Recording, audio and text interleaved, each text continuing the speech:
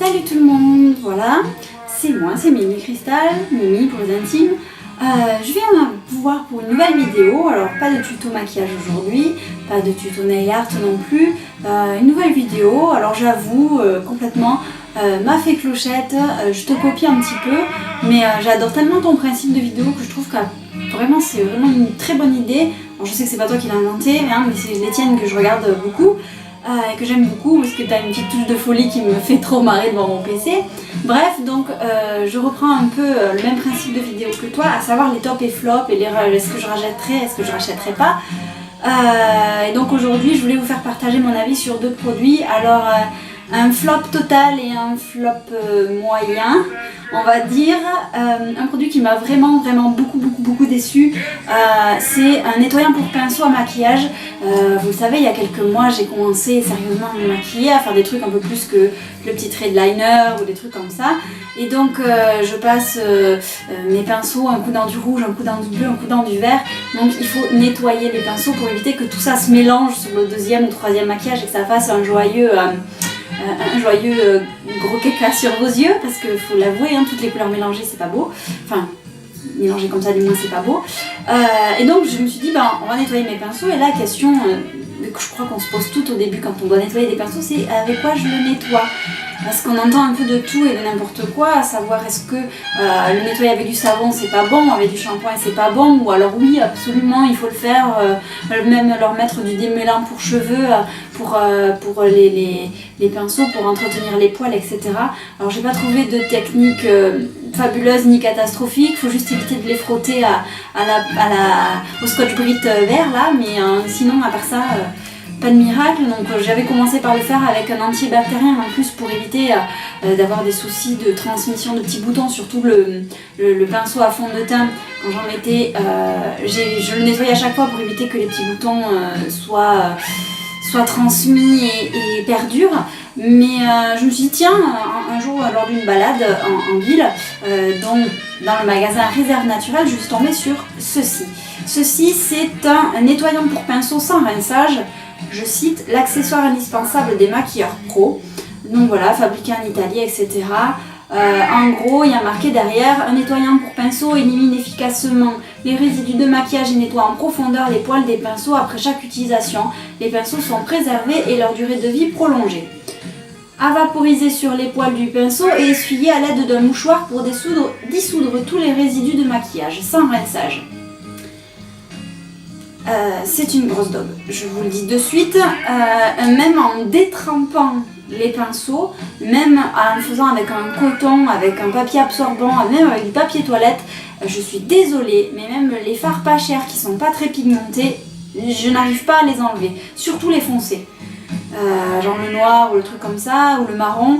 Je n'arrivais pas à l'enlever, je devais enlever le plus gros avec ça, j'arrivais à enlever le plus gros avec ça, et je devais de toute façon finir avec mon antibactérien, mon gel, enfin mon savon antibactérien pour pouvoir en venir à bout, parce que c'était ignoble. Et si je reprenais mon pinceau une fois sec, je fais ce que j'appelle le test du mouchoir, donc si mon pinceau une fois sec du lavage, je le frotte sur un mouchoir blanc, vous savez les mouchoirs des boîtes qu'on tire comme ça. Je frotte sur un mouchoir, s'il y a encore de la couleur, c'est que le pinceau n'est pas propre. Donc je ne vois pas, mettons, appliquer un fard blanc alors que le pinceau, quand je le frotte sur papier, il me donne encore du bleu ou du vert du maquillage d'avant. C'est pas terrible. Donc je relavais et puis il faut attendre que ça sèche, etc. Bon, c'est vrai que ça sèche bien. En 20 minutes, vous pouvez vous resservir du cerveau. Oui, du pinceau. Le seul hic, c'est que je me maquille pas toutes les 20 minutes, donc c'est pas très utile. Alors même que vous savez vraiment maquilleuse pro, mais à ce moment-là, c'est pas celui-là que vous allez acheter. Parce que celui-là, c'est de la daube. Parce qu'il nettoie pas, tout simplement. Alors je vous laisse imaginer si jamais vous vous servez de pigments, des trucs très pailletés, aux paillettes très fines, ça s'infiltre bien dans les poils, surtout si vous les travaillez un peu, pour un peu que vous utilisiez un pinceau estompeur, que du coup là on le travaille bien, ça a bien le temps de rentrer bien au milieu des petits poils du pinceau. Pour l'enlever, c'est tout simplement une horreur, parce qu'avec ça vous êtes obligé d'écraser votre pinceau sur votre coton ou sur votre mouchoir, et du coup vous abîmez votre pinceau au lieu de le préserver comme c'est marqué là-dessus. Donc ça, il est clair, je vais ramener la bouteille au magasin pour avoir moins 20%, mais si c'est moins 20% sur celui-là, je veux dire vous pouvez le jeter, les moins 20% je m'en sers pas. Donc j'essaierai autre chose, mais certainement pas ça. Donc ça c'est un flop, coûte pas cher, mais c'est clair que non, moi je conseille pas du tout. Et en plus il pue, il a une odeur mais ignoble. La première fois que je m'en suis servi, franchement je me suis dit mais je vais jamais m'en servir, il pue, c'est une horreur, j'aime pas cette odeur, c'est une odeur, je sais même pas comment décrire ça, enfin ça, moi j'aime pas du tout, voilà. C'est un gros flop pour moi celui-là, je le conseille pas, pourtant il est pas cher mais pas cher pas bon. Deuxième flop, enfin c'est un demi-flop, un truc en demi-teinte, alors c'est vrai que j'ai un peu d'a priori. J'ai beau être espagnole, j'ai beau avoir tous les avantages de cette ascendance hispanique, voilà, par ma maman et mon papa. Donc j'ai les cheveux bruns, j'ai les yeux très noirs, etc. J'ai aussi un système pileux pas chaotique quand même pas, mais enfin très vaillant, on va dire. Et puis j'ai forcément les cheveux noirs, je vais pas avoir les poils blonds. Voilà, pour l'esthéticienne c'est bien, hein, elle fait son beurre sur moi. J'ai pas les avantages vraiment bien, à savoir la peau qui bronze à peine on se met au soleil, c'est pas pour moi. Moi je finis rouge comme ça si je me mets au soleil, même avec la crème solaire, etc. Donc voilà, j'évite de trop m'exposer. Et donc comme je ne m'expose pas, j'ai les jambes blanches, presque cachées d'aspirine comme j'appelle. C'est-à-dire que on voit les veines bleues au travers de ma peau, c'est pas terrible. Et puis donc du coup du fait que j'ai la peau très blanche, et ben mon petit duvet brun, même si les poils sont fins, comme me dit mon esthéticienne, les poils sont fins, c'est pas du poil de barbe, mais même s'ils sont fins, ben ils sont quand même bruns, et sur ma peau blanche, ben on les voit beaucoup. Donc du coup je peux pas me permettre de ne pas être nette, parce que ça se voit de suite. Donc du coup je suis un peu embêtée. Alors oui, on m'a proposé des séances d'UV, mais j'aime pas trop, j'ai eu mes aventures avec ça, et puis j'ai des grains de beauté, etc. Et puis j'ai pas le temps, et puis j'ai pas les sous, donc du coup, et puis c'est pareil, c'est pas instantané, si vous voulez avoir un effet, il faut faire au moins 2-3 séances, au mieux, si votre peau réagit bien. Donc du coup, moi je me suis orientée vers la solution de facilité. J'ai acheté un auto-bronzant en crème. Alors celui-ci c'est Made in Kiko, je l'avais acheté l'été dernier, honte à moi. Je l'avais acheté l'été dernier pendant les soldes je crois. Il me semble qu'ils en font toujours. Alors si c'est pas exactement ce même packaging, il doit y avoir la même chose avec un nouveau packaging cette année. Il me semble avoir croisé la gamme Soleil, etc. sur le site.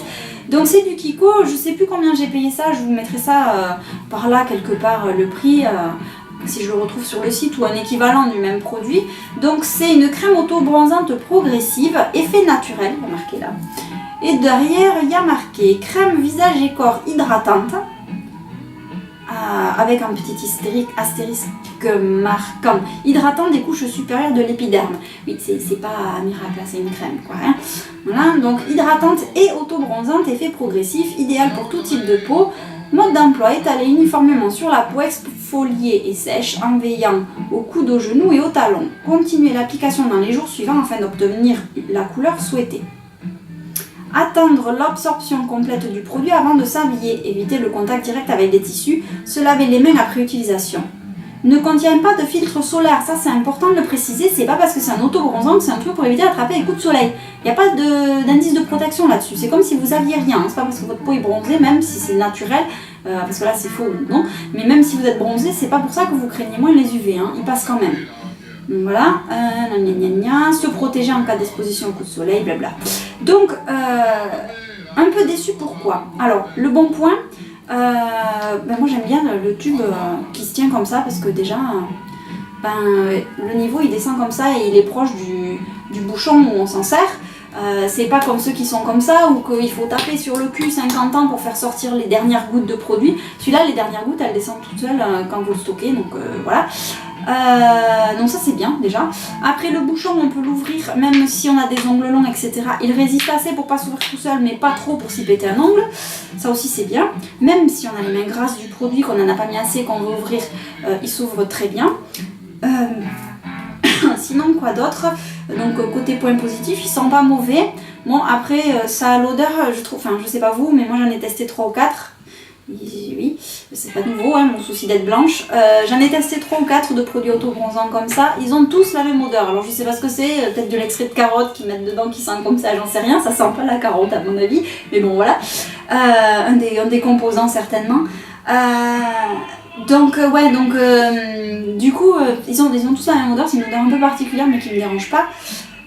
Non, le seul point moyen que j'ai trouvé, les autres que j'avais testés, ça c'était un produit qui entre guillemets tâche la peau, c'est-à-dire que si vous le mettez, que vous ne l'étalez pas bien, et qu'au bout des 20 minutes, une demi-heure, que le produit commence à vraiment faire effet, entre guillemets, parce que ça, c'est pas au moment de l'application que vous allez voir que vous avez pris du bronzage, entre guillemets, c'est genre une demi-heure, 3/4 d'heure après, je sais pas pourquoi, enfin ça doit être en contact avec les rayons du soleil, etc. machin, ça s'active.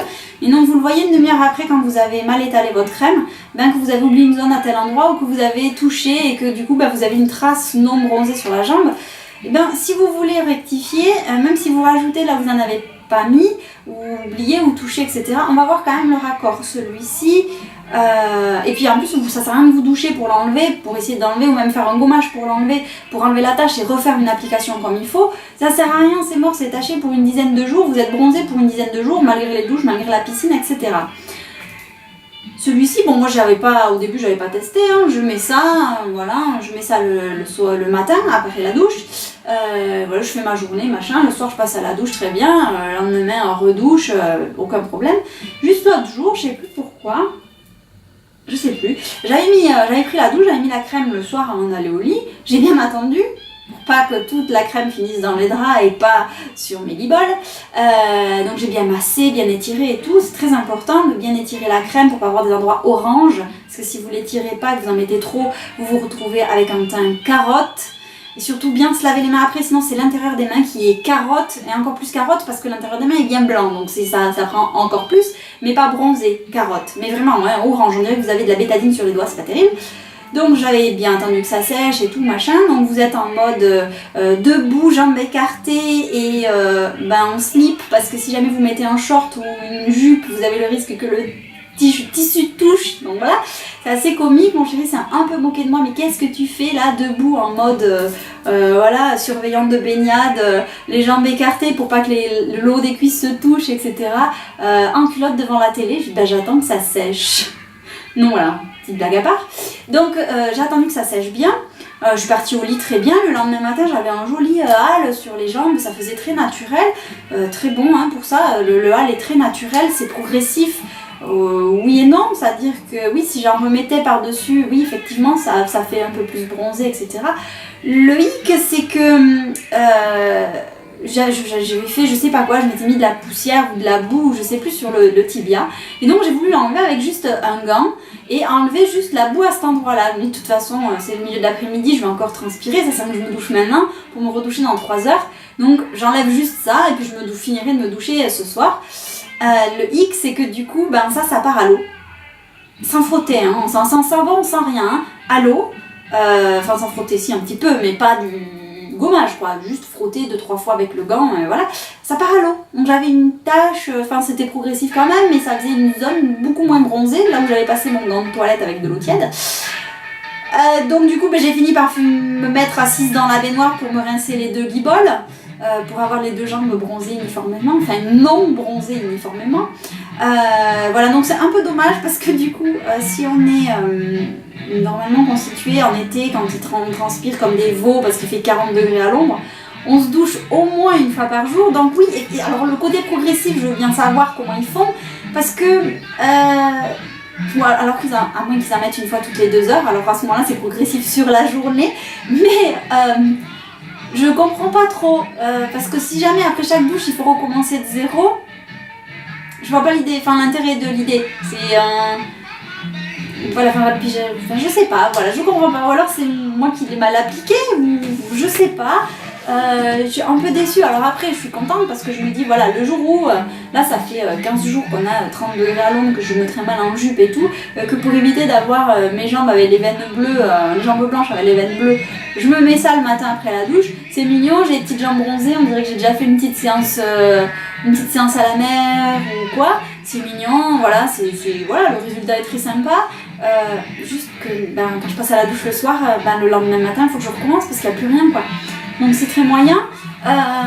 Autre chose aussi que du coup je trouve un peu moyen, c'est que même après la journée à poser, quand je le mets le matin, voilà, même le soir ça s'en va. Et puis même, surtout avant le soir, avant de se doucher, vous avez encore cette impression de la crème qui veut pas trop pénétrer. Alors ça colle pas aux fringues, Ça c'est cool, ça colle pas aux fringues et tout. Mais si jamais, mettons, vous croisez les jambes, vous sentez à l'endroit où vous avez donc l'arrière de la cuisse et le dessus de la cuisse qui se touchent là, ben vous sentez quand vous les décroisez que ça un petit peu, vous voyez, ça colle un peu, comme si la crème n'était pas totalement pénétrée, alors que c'est plusieurs heures après, donc oui, mais ce petit côté légèrement pégant est un peu désagréable. Et puis voilà, l'odeur de la crème vous suit toute la journée jusqu'à la douche, et puis quand vous passez à la douche, ben, vous n'avez plus l'odeur, mais vous n'avez plus l'effet bronzant non plus. Donc un peu déçue, parce qu'il fait bronzant, oui, mais ça reste pas. Moi j'étais habituée au spray, j'avais testé les sprays, je sais pas si ça existe toujours, les Garnier qui sont couleur carotte, les sprays. C'était une brume à vaporiser, je vaporisais, je m'étais ratée comme une nouille parce que j'avais pas fait gaffe qu'il fallait s'habiller avant de vaporiser. Du coup, ben, j'avais enfilé mon short après alors que le vapeau était pas tout à fait sec et j'avais une traînée sur tout l'arrière de la cuisse parce que le short avait frotté j'ai passé 15 jours avec ma traînée blanche et le reste de la cuisse un petit peu bronzée parce que l'autobronzant avait entre guillemets taché ma peau. Alors oui, c'est quoi, 15 jours, ça s'en va au fur et à mesure que vous faites les gommages et tout, mais vous passez 15 jours avec votre bronzage sans plus y penser. Si vous voulez faire ça avec le Kiko, ben, il faut vous tartiner tous les matins quoi.